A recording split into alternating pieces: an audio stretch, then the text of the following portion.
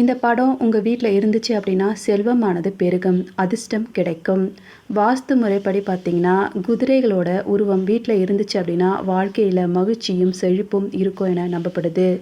7 வெள்ளை குதிரைகளின் படத்தை சரியான திசையில் நீங்கள் வைத்திருப்பதும் மிகவும் அவசியமாகும். அப்பொழுது தான் நல்ல பலன் உங்களுக்கு கிடைக்கும்.